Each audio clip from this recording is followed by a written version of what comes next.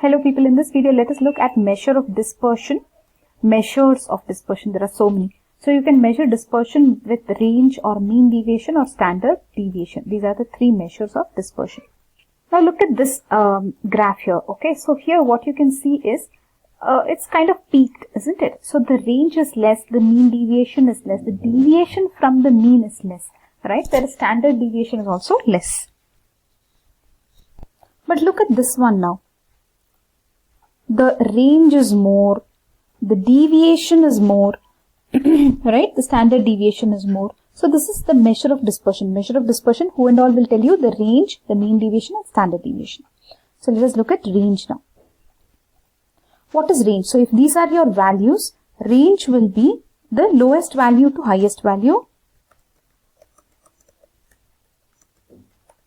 or it can be highest value minus lowest value. These two can be the range. So this is the simplest measure of what? Dispersion. Now what is the lowest value here? Can I say 71?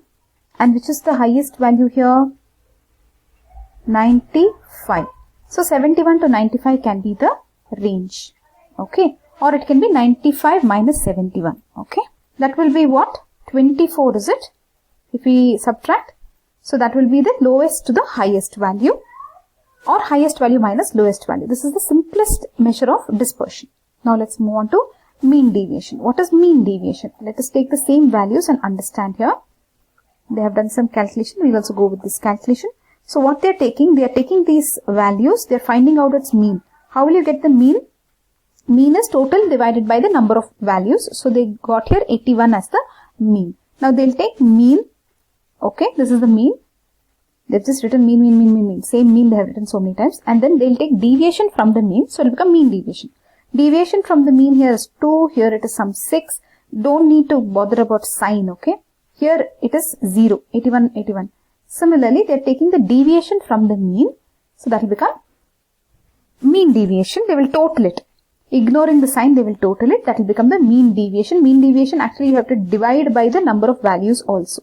So mean deviation will be x minus x bar, that is the mean here, divided by n. Here you have to take without the sign, right? So you have to take the value divided by n. So let us write the formula of mean deviation. So you have to take the x minus x bar. How to write x bar? I don't know how to write x bar in this. Okay. Let's try to write x bar. X minus x bar divided by n. This will be the mean deviation. Okay. What is mean deviation? You have understood now. This is mean deviation. Next, let's move on. Standard deviation. S-T-A-N-D-A-R-D. Standard deviation. Standard deviation, basically they are taking square of the deviation and they are dividing by n and then taking the root. Okay. So just look at this here. The same x values, they have calculated the mean. They got the mean as what? 81.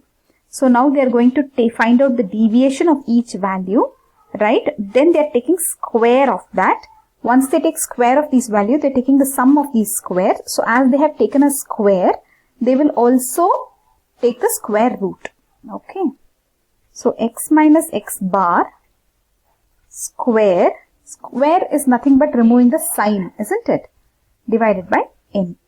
Don't forget the sigma. Sigma is the sum of all these, right? Sigma. So basically the same thing whatever we explained. X minus x bar whole square. Because you're putting square, you need to take the root. Remember, it is summation of all these divided by n. That's all you have to remember. But if they are saying the sample size is very less than 30, then take n minus 1. If sample size is less than 30, take n minus 1. This is something you'll have to remember. If sample size is greater than 30, you can just continue with the same formula of divide by n. Now, in mean deviation, we forgot the sigma, right? We have to write the sigma. Sigma sign, please.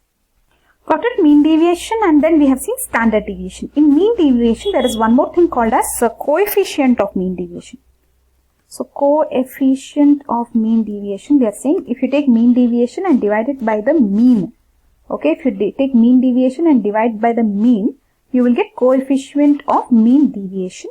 This anyway is not important, so you can leave it for now. Just remember mean deviation and standard deviation and range. So in this video, we saw the measures of dispersion. There are three: range, mean deviation, standard deviation. Okay, that's all for now. Bye bye.